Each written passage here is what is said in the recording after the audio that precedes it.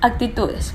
En este sentido, recibe el nombre de actitud al efecto del conjunto de creencias y valores relativamente estables o a lo largo del tiempo en la disposición o tendencia a actuar de determinada manera o cometer algún tipo de acción.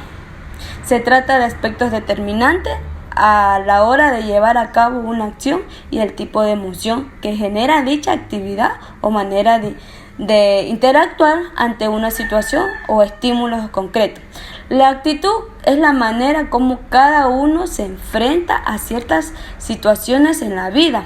Asimismo, implica la disposición de una persona frente a la realización de alguna tarea determinada.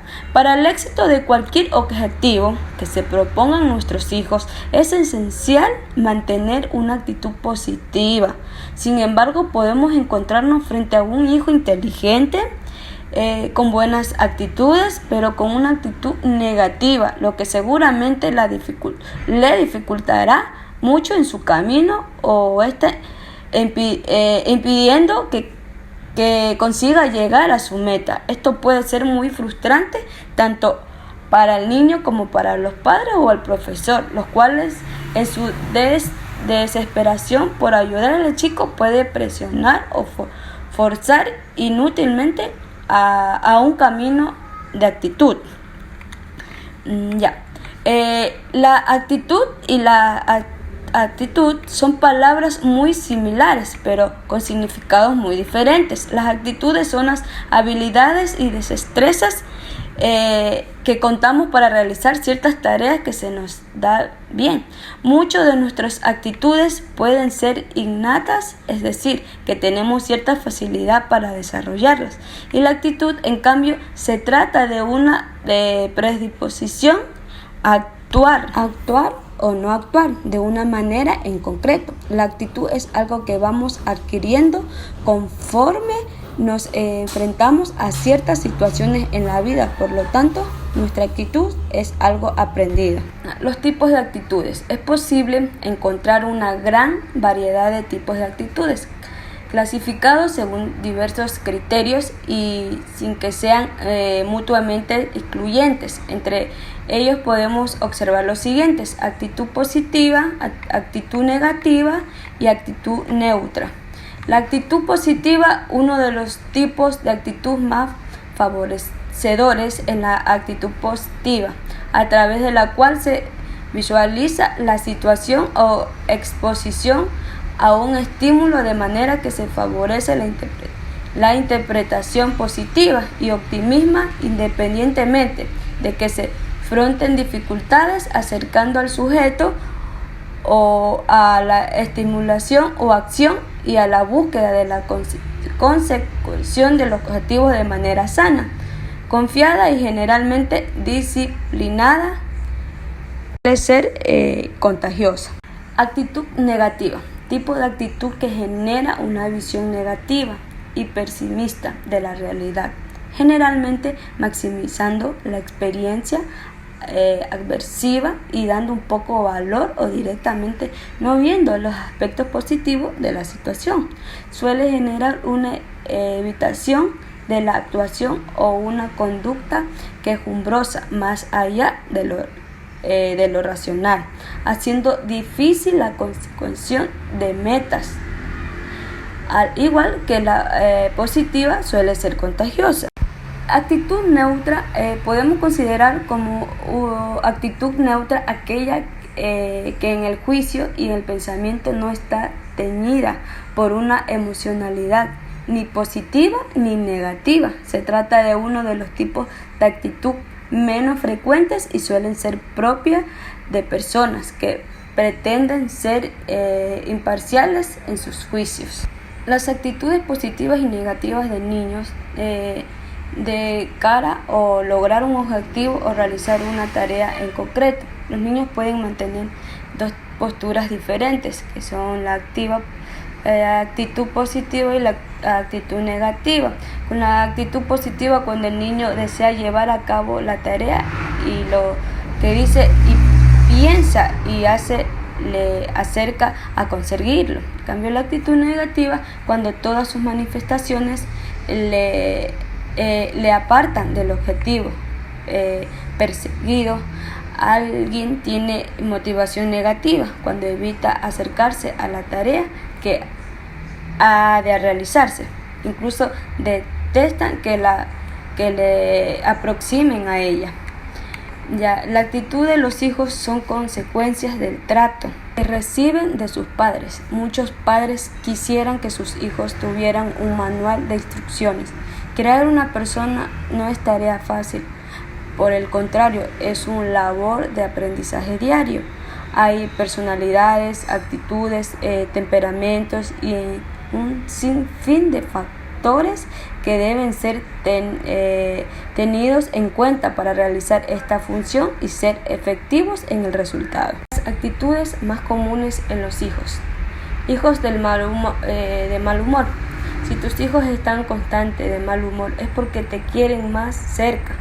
Cuando tienen logros, no estás ahí para observarlos y los más probables que son estés ahí para engañarlos. Su enojo es una manera de reclamarte tu ausencia y es un modo de llamar tu atención. Acércate, ponles más atención y muéstrales más cariño. Hijos miedosos y con falta de confianza en sí mismos.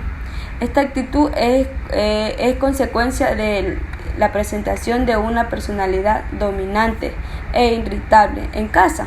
Ha aprendido a tener una actitud sumisa y por miedo a irritar a los adultos siguen actuando así en todos sus círculos. Revisan en casa quién es demasiado dominante en casa y pidan ayuda para resolver estas cuestiones emocionales. Hijos que no respetan a los demás. Cuando pegan a otros niños, no hacen caso a los adultos y tienen momentos destructivos con los objetos. Es un indicio de que los adultos no toman en cuenta sus emociones al decirles qué hacer. Si, por ejemplo, se le obliga a quedarse en casa familiar, si tiene que acudir al dentista, si no quiere comerse esas calabacitas y le obligamos a hacerlo, aún sin que quiera, estamos ignorando sus sentimientos. Es mejor hablar con ellos, escucharlos y darles razones para que cambien su parecer, además de hacerles saber que su opinión también cuenta. Hijos que mienten. Cuando los niños mienten, están tratando de manipular la realidad para que no dejes de amarlos. Si tienen esta actitud muy seguido, quizás deberías reflexionar y sobre tus reacciones cuando hacen algo incorrecto. No deberían temer tus acciones y no deberían sentir que algún momento vas a dejarlos de amar por romper un jarrón. Hijos que quieren lo que otros tienen. Hay muchos casos que los papás le dan todo a sus hijos para que no deseen los objetos de los demás, pero aún así los hijos siguen quitándole los juguetes a otros niños. Y esto es consecuencia de que no se está dando la oportunidad al niño de elegir lo que quiere. Buenas actitudes en los hijos. Háblales a tus hijos de sus fortalezas, cualidades y aspectos positivos para que ellos mismos valoren, tengan una autoestima alta y conozcan que el diseño que Dios hizo de ellos no hay errores, porque Dios no hace cosas mal hechas. Escucha lo que tus hijos tienen que decirte, sus inquietudes, comentarios, lo que opinan o sienten en relación a lo que pasa a su alrededor y evita menospreciar sus comentarios. Denle importancia a lo que quieren compartir. Cuídate de no sobreprotegerlos y mostrarles un mundo falso de color de rosa. Enséñales y comenta con ellos todo lo que pasa en el mundo, en las noticias, en las redes sociales, y que se pregunten cómo ellos hubieran podido hacerlo mejor y diferente, mantener resultados más positivos. Decirles siempre estas frases: estemos seguros de que eres capaz de hacerlo. Sé que lo que pasó o hiciste fue sin quererlo. Me siento y estoy orgulloso de ti. Te felicito por lo que hiciste. Veo que cada día eres mejor. Esas frases hacen que a nuestros hijos siempre estén positivos. ¿Cómo podemos ayudar a mejorar la actitud de nuestros hijos? Lo primero y más importante es ayudarles a cambiar su diálogo interno, cambiar su mentalidad de no puedo, imposible, ¿para qué? Yo no valgo para esto, por frases que infundan aliento, como soy capaz, poco a poco podemos mejorar, de eso sacar adelante esto, etcétera, para que nuestros hijos siempre estén con una mente positiva y puedan alcanzar todas sus metas que quieran. Gracias. Estado de ánimo en los niños. La tristeza en los niños no es una excepción, por eso debemos estar ahí para cuando nos necesiten. Educarles en la conciencia y regulación emocional va a ser la clave para que luego sean capaces de expresar cómo se sienten. Si bien durante la adultez es más común sentir esa emoción debido a las desavenencias que nos han podido pasar en la vida, en niños resulta cuanto menos chocante. Es raro encontrar a un pequeño de 5 años sentado en un banco solo con la mirada perdida o ahondado en su vida interior. Se supone que su inocencia, su precaria madurez intelectual y sus preocupaciones únicamente lúdicas deberían garantizarle una alegría incrementable, pero no puede ser así. Esto no quiere decir que los niños no tengan derecho a sentirse mal. Lo tienen y de hecho es más común de lo que nos imaginamos. Convenientemente en ciertos momentos e inevitable en muchos otros casos. Por ejemplo, pueden sentirse melancólicos por la pérdida de un familiar o mascota, por un cambio de colegio, por una pequeña riña con algún compañero. Por eso, la mejor manera de ayudarles es hacerlos sentir seguros y darles un abrazo, esa emoción para poder calmarlos y dejar ir esta tristeza de su interior. Los factores de la tristeza en los niños puede deberse a una mudanza, ya que esto afecta al niño al abandonar un lugar donde estaba adaptado a vivir, un cambio de colegio, dejando a sus compañeros atrás, la muerte de su mascota, la separación de sus padres también afecta al niño emocionalmente, el sentimiento de soledad. El miedo o temor. El miedo es un mecanismo normal de defensa y necesario a los niños que los hace comportarse de una manera más protegida.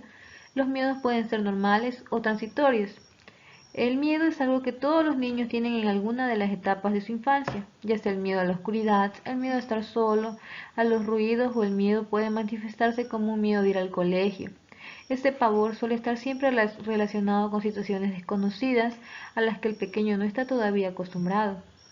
A medida que los niños crecen, estos miedos o temores de la infancia disminuyen de manera considerable hasta que desaparecen por sí solos. A veces el miedo es una forma del niño comunicar que algo no le está haciendo sentir bien o que se siente mal o incómodo, de algún modo como por ejemplo, el niño tiene miedo de dormir solo porque su madre antes lo hacía dormir todos los días acompañándolo y ahora la madre ya no lo hace, entonces esto genera el temor en el niño. Varios factores que los niños tienen miedo es a la oscuridad, ya que sienten que puede aparecerse algún fantasma o algo y eso les genera miedo. El miedo a la soledad, también esto les afecta a los niños. El miedo a las personas desconocidas. Estados de ánimos en los hijos. Felicidad. Enseñar a los niños a ser felices es algo en que los padres tenemos que trabajar, y es que no solo cambiará su forma de vivir y enfrentarse al día a día presente, sino que también va a modular la forma en que los pequeños van a encarar el futuro y los problemas que se les presenten. Transmitir a los niños una mirada positiva puede resultar complicado, sobre todo cuando en muchas ocasiones ni siquiera nosotros mismos somos capaces de ser optimistas. Es normal que nos resulte complicado ver ese rayo de sol entre las peleas de hermanos, el estrés del trabajo, las preocupaciones económicas, las prisas de todos los días. Y es por ello que nosotros mismos debemos ser los primeros en aprender a ser felices. No podemos olvidar que la mejor herramienta de aprendizaje que le podemos ofrecer a nuestros hijos es nuestro ejemplo. Furia o enojo. En la primera infancia los niños comienzan a adquirir la capacidad de reprimir los impulsos de agresión, tanto como física, como por ejemplo empujar, golpear, pellizcar, morder, gritar o etc. Cuando están enojados, los niños en esta edad preescolar aprenden a identificar los estados emocionales básicos, tanto como en ellos mismos y en los demás, mediante lo que es el uso de la palabra. Sin embargo, es frecuente que algunos niños recurran a conductas de violencia física, como por ejemplo arrojan juguetes, empujan o golpean a sus compañeros, en parte porque aún se están acostumbrando al uso de la palabra para expresar sus sentimientos. A medida que crecen, los niños adquieren habilidades lingüísticas más complejas y empiezan a desarrollar la capacidad de ponerse en el lugar del otro, es decir, adquieren empatía y llegan a comprender mejor el efecto de sus actos y la palabra en los demás. Desagrado. Esta es una emoción que está estrictamente ligada a lo fisiológico, pues cuando se hace presente se activan reacciones corporales cuando se trata de algo que no es agradable al sentido del gusto. También el desagrado se manifiesta de manera conductual, es decir, ante alguna situación que no nos ocasiona un estado de tranquilidad o satisfacción, y esta se va a presentar como una vía de escape. Conclusiones. Adquirir nuevos conocimientos muy importantes que a futuro, como trabajadora de la salud, me servirán para ayudar a que mis pacientes tengan el control de alguna situación adversa de su salud o de su vida diaria. Aprendí que cada ser humano es un mundo y tiene diferentes formas de actuar y pensar. Debemos de estar preparados como personal de salud para comprender cada tipo de paciente y su conducta para así poder ayudarlo sin que éste se sienta intimidado. Para poder ayudar a la persona a recuperarse de manera adecuada de sus problemas de salud, una enfermera debe entender el comportamiento y el estado emocional de un paciente. Esto es vital para una enfermera que desea ayudar a los pacientes a recuperarse rápidamente de enfermedades o discapacidades.